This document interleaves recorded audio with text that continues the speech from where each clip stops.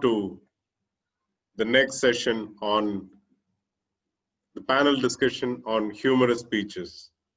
To conduct this panel discussion, we have a moderator who has a PhD in statistics from the Indian Institute of Technology, Madras, IIT Madras.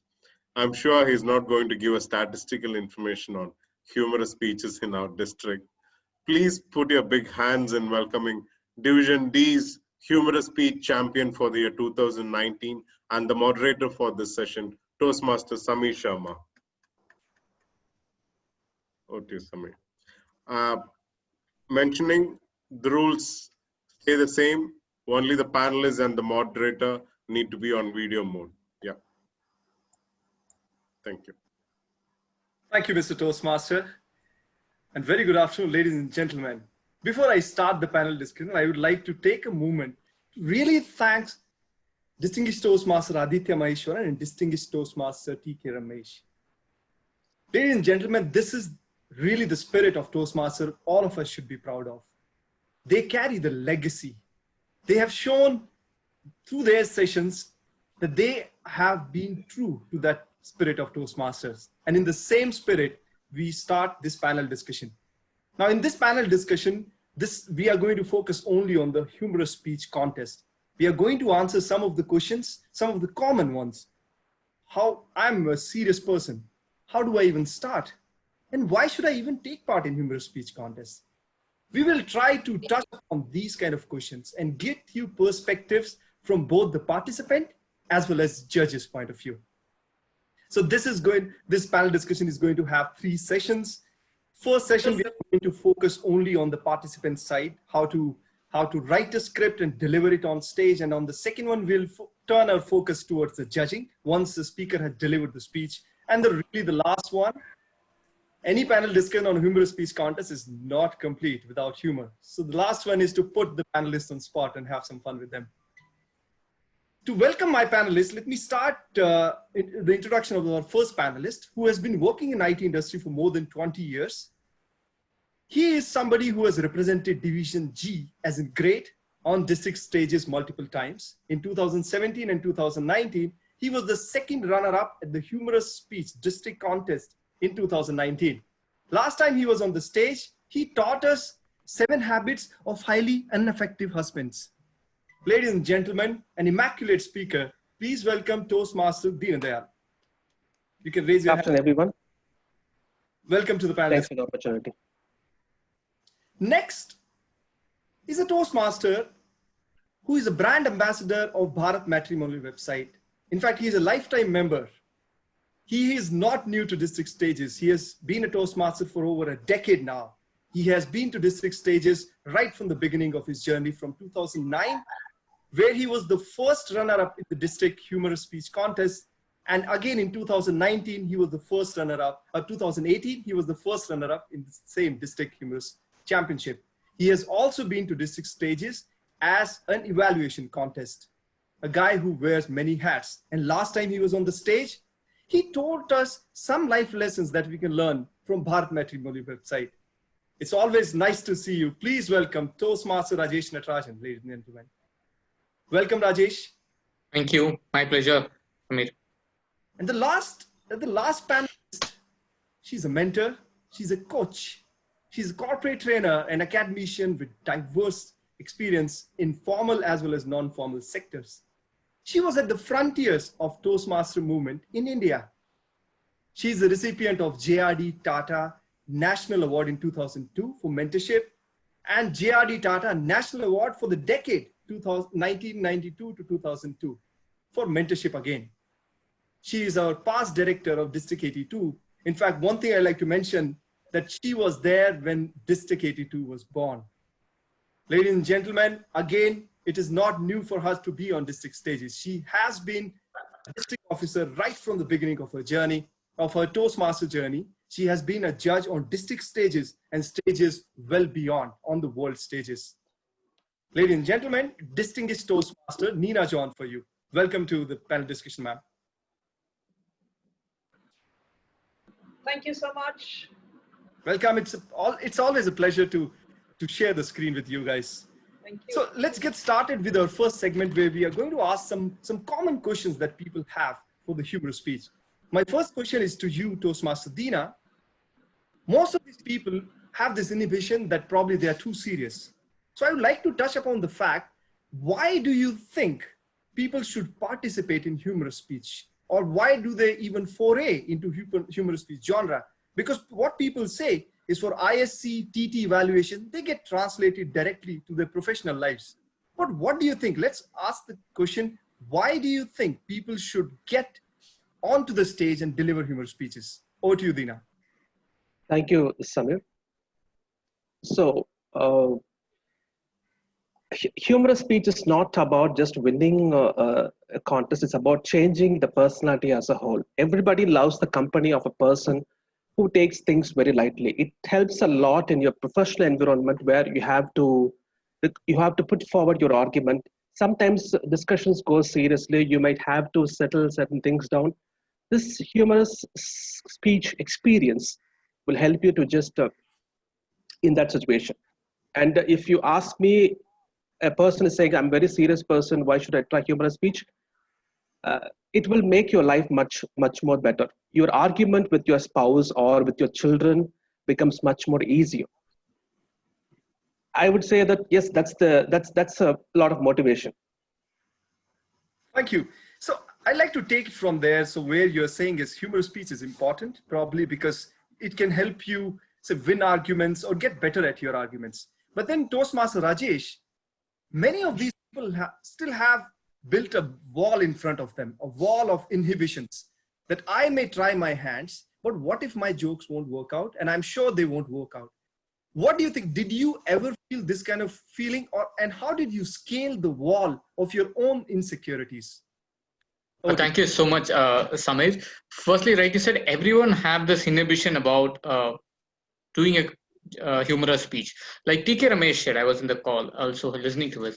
Like he said, the biggest fear people have is, will people laugh at my jokes? This is the first thing that everyone goes through it. But as they say, there's no secret to it. You need to practice. You need to practice continuously, repeatedly through your speeches. That is the only way that can be done. And that is where, in fact, Toastmasters helped me. In fact, if you had asked me 10 years before when I joined Toastmasters that I can do humorous speech, I can go and win district contests twice in humor, and I will sit in a panel discussion talking about how to do a humorous speech, oh, you should be kidding, actually. But as they say, Toastmasters gives two pivotal opportunities for all the budding humorous speakers. One is to uncover the hidden skills that you have in your humorous quotient. Second most important thing is to unleash your humorous skills. You Toastmasters gives you a platform and an audience where you can safely fail. You can crack jokes. People might laugh, people might not laugh, but then they're all very, very kind to you. Bunch of folks who are really kind. They know that you're making an attempt to become a humorous speaker. It's a very, very cooperative audience. And I think this is the place where anyone can try out the new jokes and step up the ladder of humorous speaker. Thank you. Now, as a participant, I can truly understand what you guys are saying. I also tried to get into the humorous speech content because I wanted to explore the genre, probably explore my own skills. But Neera, ma'am, there I have a question. So like you had asked during the session with DTM Ramesh, that often people go on internet, and I also went to the same place. You go on internet, find inspiration into say stand-up comedian or movie comedies. So what do you think is that one critical disparity between a stand-up comedian or the humor that you see on internet and a humorous speech that you actually see on a Toastmaster stage? What is that one clear distinction that you feel? Thank you, Samir, for that question. First of all, let me make a clear distinction between the kind of jokes that we have in stand-up comedy or on the internet or anywhere else, which are just jokes for the sake of jokes. When you're entering a humorous contest, look at it from the point of view of, I have a message to deliver. I'm going to do it in an entertaining way. Does the audience laugh? Does the audience have to laugh every minute? And I would say no, they don't have to. But I want to put across a point in a light-hearted, entertaining way, and I want the audience to think about it when they go home. So once you change that perspective of, I have to get 5 laughs every minute, the audience has to roll over with laughter, then you can get into what is a humorous speech.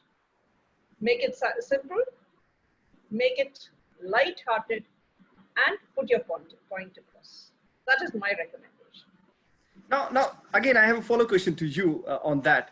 Suppose as a judge, you were asking DTM Ramesh that there are some jokes that you would see on internet and they are delivered on humorous speech. But how do you even identify? As a judge, you have a finite sphere of knowledge. And so how do you even judge that probably this joke looks artificial or jokes looks taken and it can't be his personal experience? So can you just let us more on how do you spot those differences as a judge? As an academician, I can tell you when I read an answer, I can make out from paragraph 1 to paragraph 2 whether paragraph 2 is cut and paste or whether paragraph 1 and 3 are written by the same person or not. So very often I would say the jokes also would come in the same category. You know whether the joke is lifted or artificial or not. So you, as a good judge with experience, and I would say all judges need experience in reading and being well read as such. But today every single judge gets the same WhatsApp jokes, the same internet jokes. They're all circulating. You can't hide anymore. So the chances are the judge would have already seen that joke. The trick lies in tweaking that joke. Something as simple as language. You can say, Tom, Dick, and Harry. Suddenly it's changed what you wanted to say. So that's how you lift your speech to a different level, even if the source is from the internet or WhatsApp. Back to you, sir. Got it. I think that's a fair point from judges' point of view because they are also human. They are also part of the same society. Now to Deena, we have spoken about joke and if a joke is going to work, if the joke is taken from internet or it's authentic. Can you help us understand when you as a district champion on district stages, how do you write those jokes? Is there an anatomy, a mantra that you follow for a joke? Can you briefly tell us about that? Yes, definitely. Thank you. So thank you to Ms. Nina Jan. Now the internet is so powerful, social media is so powerful. So when you have heard about a joke, most likely the other person has also heard about it. And there is nothing more embarrassing to listen to a joke that is already, that you know. So it is very important that we have to create our own jokes. And creating jokes is not that difficult if you follow the structure. A joke consists of just 3 parts. It just starts with a truthful statement, followed by a careful misdirection, and you put a punchline at the end. Majority of the jokes follow in this category. In fact, the entire humorous speech is about sharing your experience, narrating your experience that occurred to you, or it occurred to you to the people around you. All humorous speeches revolve around this mantra. Can you give us an example? Sorry to interrupt you. Can you give us an example as you explain it? Okay, so my wife and I were happily married for 20 years. And then we met. So the first statement, when I say that, right, what did I do? It's a truthful statement. I didn't lie there. But I carefully pushed the audience in a different direction. And the last line revealed the truth. That's why they say that the definition of a laughter. Why do we people laugh? Because when the audience think that the certain things are true, it is revealed at the last moment where something else is also true. That involuntary psychological reaction, right, is called as laughter. And if you see from this example, this is what exactly happened. Let us put another example. This is for all the IT professionals. My salary hike letter released. I felt very happy. When my friend also got no hike. Now, as I said, the first statement where my salary hike letter released is a truthful statement. I felt very happy is a careful misdirection because everybody think that when they uttered the second phrase, they thought that I got a very good hike. Right? That's what the second phrase has been carefully written to misdirect the audience. And the last statement actually revealed the truth. I also did not get any hike. My friend also got no hike. And that's the cause of my happiness. So if you follow this joke structure carefully, you can convert any ordinary statement into a joke. And that's the only way to actually create jokes rather than waiting for inspirations from internet or other things. Internet, you go for trying to create your humor mood, but when you wanted to write, just write on your own alone. That's what my Got it. answer would Got be. it. I think this idea of joke also overlaps with what DTM Ramesh told us, where there is you are at the downhill, you take the audience with you on a crescendo, and then really you drop them from there. I think this is true. Now I like to go to Rajesh in this sense. So Rajesh, in your case, what do you do? Do you follow the same mantra of really taking the audience with you and then dropping or introducing a twist there? And then if you have a bunch of these jokes, how do you really stitch them, sew them together so that they look like a nice story to judges like Nina John Mom? So I think Nina. Yeah, it's actually grandmom, but it's okay. It's okay. No, never mind, Nina. It's a humorous That's what I panelist. said. That's okay. That's why I intervened, grandmom. Yeah, go ahead. So, Samir, coming to your question about how do we stitch the speech together, in fact, my personal experience, I predominantly fall back on my own theme of speech that I want to deliver with humor. That is the first thing that I take. What is the theme that I want to write about it? And I've lived my themes through. Nina has been there. She has mentored my speeches, so she has given a lot of tips and tricks. So she knows a lot about it.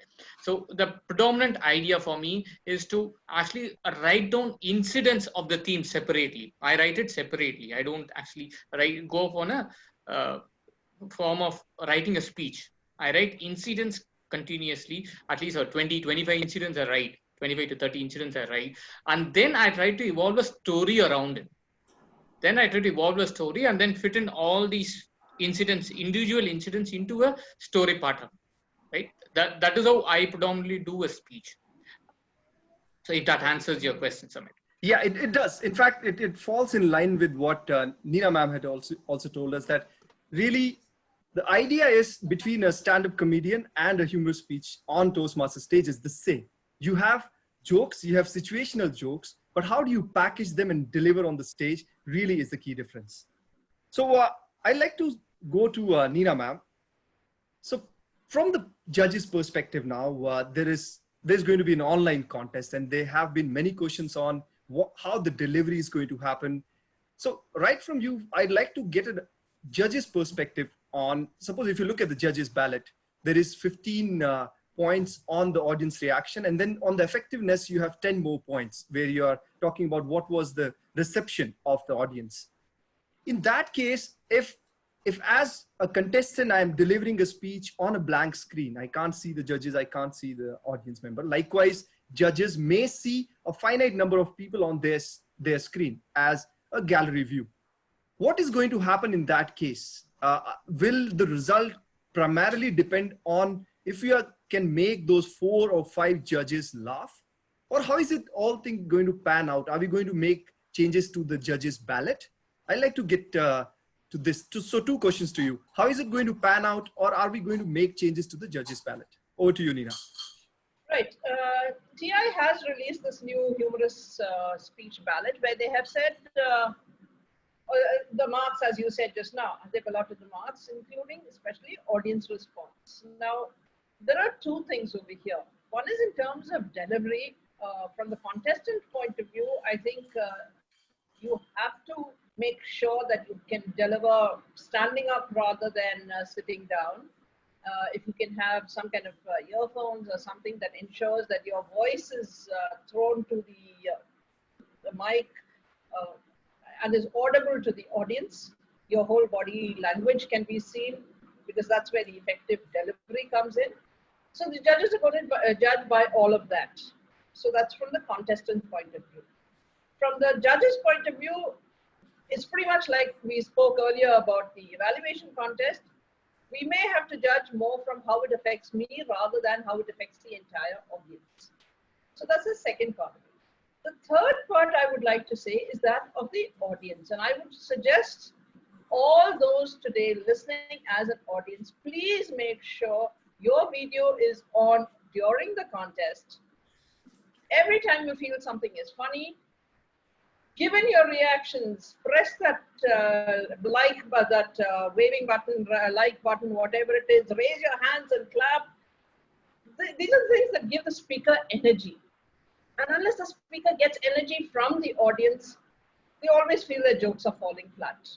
So I think with online contests, audiences actually play a larger part than they would otherwise, because now you have to consciously make sure you let the speaker know you like that joke or you like that line or whatever it is. So I think there are three parts to this thing. As far as the ballot sheet is concerned, I'm afraid we're not going to change anything at this moment. It has to go back to TI, and probably after lockdown, unless lockdown, Corona persists, we'll have to continue with this ballot as it is. Back to you, sir.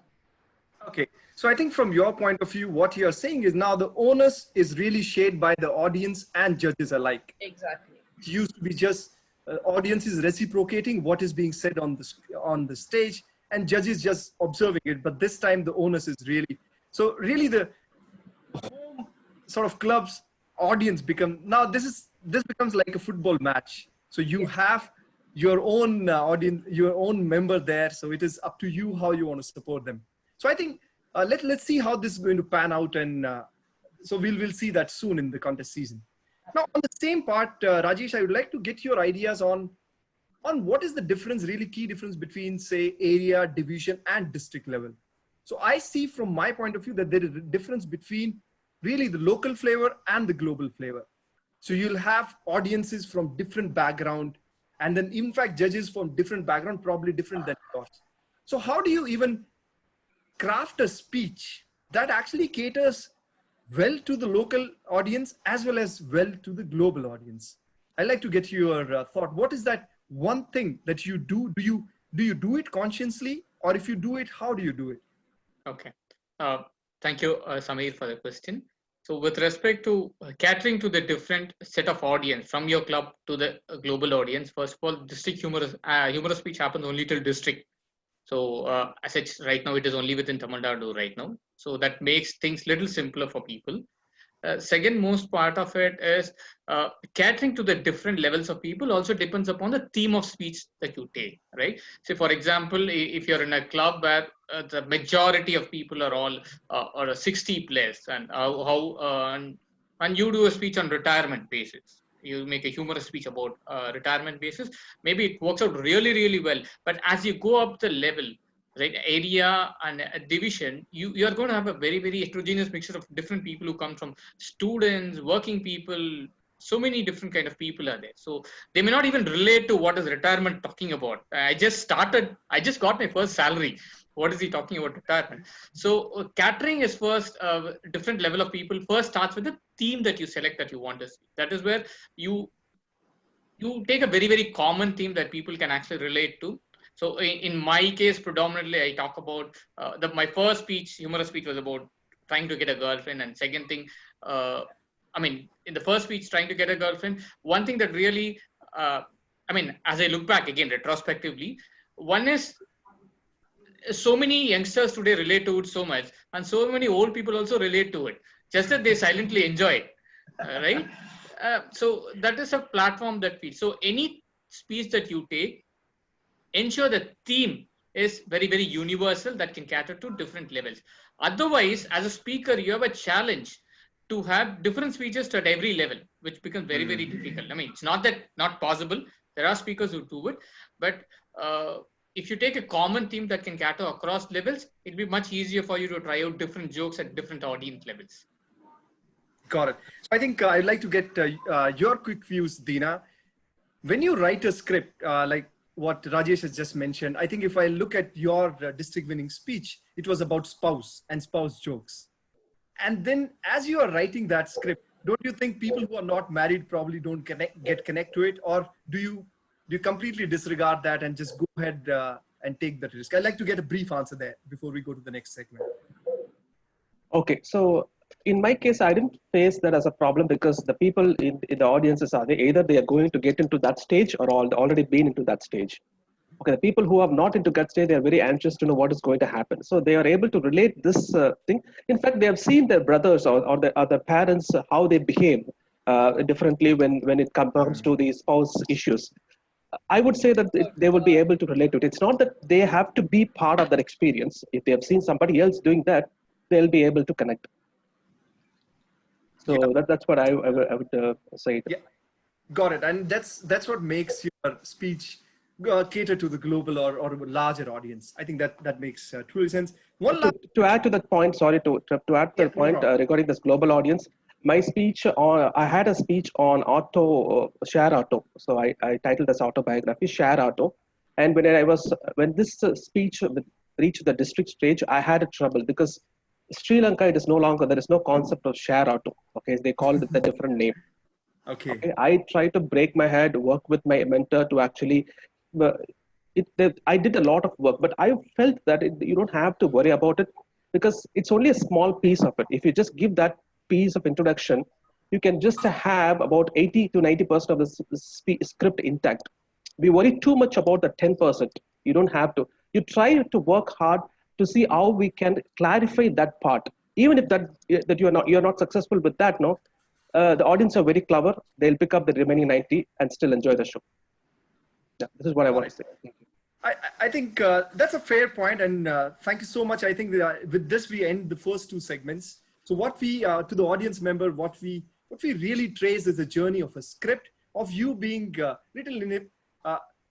little against taking part in the humorous speech contest, and how you sow the seed of a joke, how you turn and evolve that joke into a speech, beautiful flower of a speech that you go onto the stage and present to your audience. Now, on the audience side, Neena ma'am correctly pointed out what are the little nuances and caveats that we are going to see in the current online contest session. What is a judge? A judge is also a human. They are also looking at something unique, something authentic.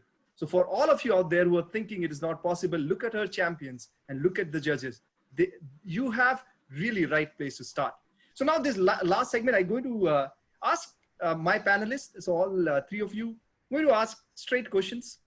I'm expecting one word or one sentence of answer, and that's how we are going to conclude. So since Rajesh is smiling the most, Rajesh, the first question is to you. Rajesh, this is a very tricky question. A room full of married people is still empty. Rajesh, how? A room full of married people is still empty. How? A room full of married people, is still empty. How? It's okay. Was this? Let's ask Dina. He's giving us muffled smile. Because they are with their wives. Neena, you want to give it a try? No chance. Feeling very, very dumb. Because there's not a single person in the room. I'm really sorry. They're all single. Okay, then let's go to Dina.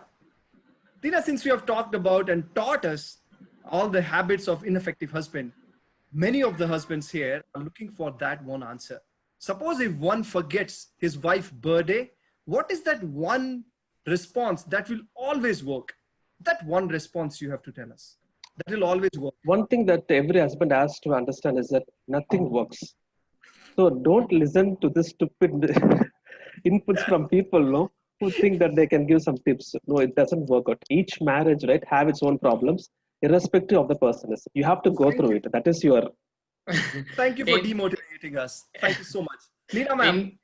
Yes. Okay, sorry, Rajesh. No, just to add to Dina, what he said, it's always said, you forget it once and then forever you will not forget it. They will make you realize it. So that's what.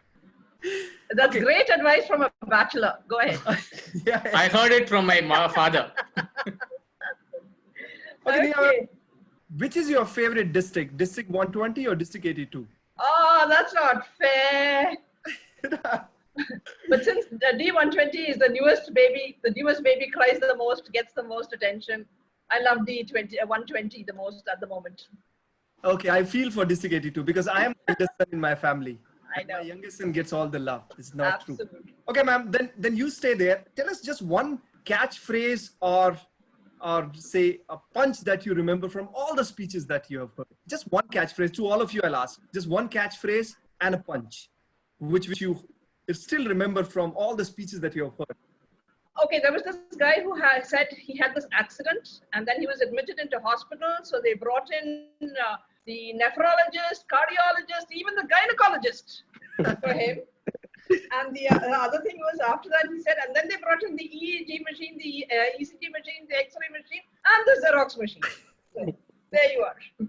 Okay, thank you so much. Okay, Rajesh, over to you. Just one punchline or a catchphrase. I think one of the punchline that I've used in my speech, which has really worked, is something: a lot can happen over a coffee. Over coffee. I mean, this has a universal applicability to different instances that people want to use. So that's what I want to quote. Yeah, and then he has this long pause and he says, after 1 year, nothing happened. Nothing happened. I remember that too. How about you, Dina? I did not come to this meeting to watch the beautiful girls, nor find an opportunity to talk to them. Actually, I'm here for both. You gave us really the taste of the medicine that you proposed. This is how you write a joke. This is excellent. Thank you so much, my dear panelists. It was a pleasure. I had so much fun. Rajesh, Neena ma'am, and Dina. I hope you enjoyed the panel discussion. Thank you, Samir. Yeah. Thank you. Thank you, guys. Thank you so much, Ahmed. It was a pleasure connecting with you all and District 120. Thank you for this opportunity. Thank you, Rajesh. Thank you, Dina. Thank you, Samir. Thank you. And here we conclude, my dear audience and ladies and gentlemen, here we conclude this panel discussion.